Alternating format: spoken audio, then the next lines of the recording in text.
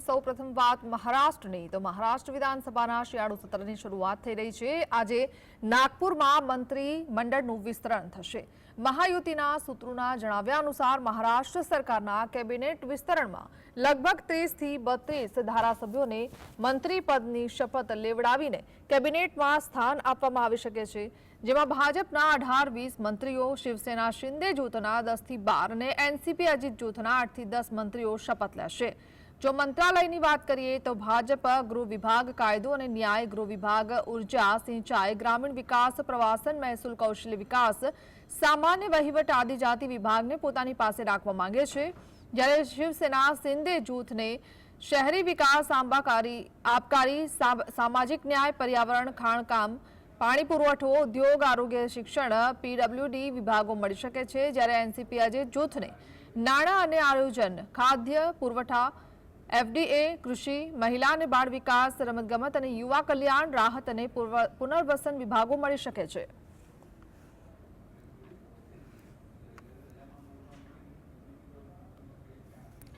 તો મહારાષ્ટ્રમાં ભાજપે વિધાનસભામાં અધ્યક્ષનું પદ તો પોતાની પાસે રાખ્યું છે, પરંતુ વિધાન પરિષદના ચેરમેનનું પદ તે પોતાની પાસે રાખવા ઈચ્છે છે।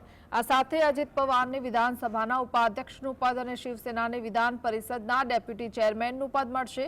મહારાષ્ટ્રમાં મંત્રી મંડળમાં મુખ્યમંત્રી સહિત વધુમાં વધુ 43 સભ્યો હોઈ શકે છે।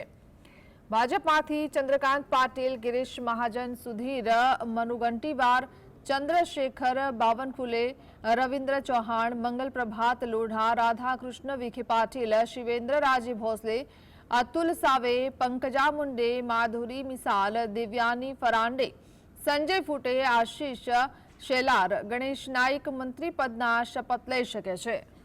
તો શિંદે જૂથના વાત કરીએ તો ઉદય સામંત, શંભુરાજ દેસાઈ, દાદા ભૂસે, ગુલાબરાવ પાટીલ, સંજય શિરસાટ, ભરત ગોગાવલે, પ્રતાપ સરનાઈક, આશીષ જયસ્વાલ, રાજેશ ખીરસાગર, અર્જુન ખોટકર મંત્રી તરીકે શપથ લઈ શકે છે। યોગેશ કદમ, વિજય શિવતારે અને રાજેન્દ્ર યદ્રાવકર અથવા પ્રકાશ આંબેડકર રાજ્ય કક્ષાના મંત્રી તરીકે શપથ લઈ શકે છે। એનસીપી અજીત જૂથમાંથી અજીત પવાર, સંજય બંસોડે, છગન ભુજબળ, મકરંદ પાટીલ, અદિતિ તટકરે, નરહરી જીરવર, અનિલ પાટીલ, ધનંજય મુંડે મંત્રી પદના શપથ લઈ શકે છે, જ્યારે સના મલિક, ઇન્દ્રનીલ નાઈક રાજ્યમંત્રી તરીકે શપથ લઈ શકે છે।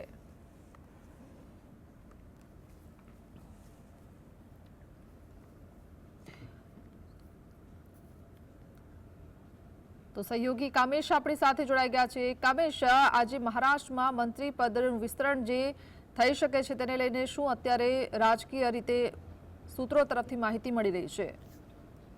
બિલકુલ હિના, આપને જણાવી દઉં કે મહારાષ્ટ્ર માટે આજનો દિવસ ખૂબ મહત્વપૂર્ણ છે, કારણ કે સાંજે બપોરે 4 વાગ્યાના સુમારે નાગપુરમાં મહારાષ્ટ્ર વિધાનસભા ચૂંટણીમાં શાનદાર જીત બાદ હવે મહાયુતિ કેબિનેટનો શપથ ગ્રહણ સમારોહ યોજાવા જઈ રહ્યો છે। હાલની જો વાત કરવામાં આવે તો મહારાષ્ટ્રના મુખ્યમંત્રી દેવેન્દ્ર ફડણવીસ નાગપુર પહોંચ્યા હતા, ત્યાં તેમનું ભવ્ય સ્વાગત કરવામાં આવ્યું। પરિવાર સાથે તેઓ ત્યાં નાગપુર પહોંચ્યા છે અને તેમની સાથે કહી શકાય કે એક બાજુ ભાજપના કાર્યકરો જે છે, મહાયુતિના કાર્યકરો છે, તેમાં અદમ્ય ઉત્સાહ જોવા મળી રહ્યો છે। જે શપથ સમારોહ જે છે તે જે જગ્યાએ યોજાવાનો છે ત્યાં પણ અત્યારથી જ કહી શકાય કે ભીડ ઉમટવાની શરૂ થઈ ગઈ છે। શપથ સમારોહની જો હિના વાત કરવામાં આવે તો ભાજપની સાથે જ શિવસેના અને એનસીપીના જે ધારાસભ્યો જે છે તેમને હવે મુખ્યમંત્રી દેવેન્દ્ર ફડણવીસની નવી કેબિનેટમાં સ્થાન મળવાનું નક્કી થઈ ગયું છે। છેલ્લા 2 દિવસની વાત કરવામાં આવે તો છેલ્લા 2 દિવસમાં મંત્રીપદને લઈને કેટલાક નેતાઓ જે છે એમના દ્વારા લોબિંગ કરવામાં આવી રહ્યું હતું અને ત્યારબાદ કહી શકાય કે અત્યારે હવે સમગ્ર ચિત્ર સ્પષ્ટ થઈ ગયું છે। શપથ સમારોહને લઈને જે લોકો મંત્રી બનવાના છે તે નેતાઓને પણ વહેલી સવારથી જ ફોન આવવાના શરૂ થઈ ગયા છે। મહાયુતિ કેબિનેટની વાત કરવામાં આવે તો ભાજપમાં 21, શિવસેનાના 12 અને એનસીપીના 10 મંત્રી બને તેવી સંભાવના અત્યારે એક અહેવાલ અનુસાર વ્યક્ત કરવામાં આવી છે, જેને લઈને ભાજપ, શિવસેના અને એનસીપીના સંભવિત મંત્રીઓને પાર્ટીના વરિષ્ઠ જે નેતાઓ છે તેમના તરફથી ફોન આવવાના શરૂ થઈ ગયા છે। શિવસેનાની વાત કરવામાં આવે તો શિવસેનામાં જૂના 5 મંત્રી અને 7 નવા ધારાસભ્ય એમ કુલ 12 નેતાઓને મોટી તક મળે, એક ઓપોર્ચ્યુનિટી મળે તેવી સંભાવના વ્યક્ત કરવામાં આવી છે। આ સાથે જે અત્યારે અહેવાલ સામે આવી રહ્યો છે તે પ્રમાણે શિવસેનાના ધારાસભ્ય ભરત ગોગાવડે, ઉદય સામંત, પ્રતાપ સરનાઈક, યોગેશ કદમ, આશીષ જયસ્વાલ, ગુલાબરાવ પાટીલ, શંભુરાજ દેસાઈ, આ સહિતના જેટલા પણ સંજય રાઠોડ સહિતના જે નેતાઓ જે છે તે લોકો આજે મંત્રીપદની શપથ લે તેવી સંભાવના વ્યક્ત કરવામાં આવી છે. જી જી આભાર.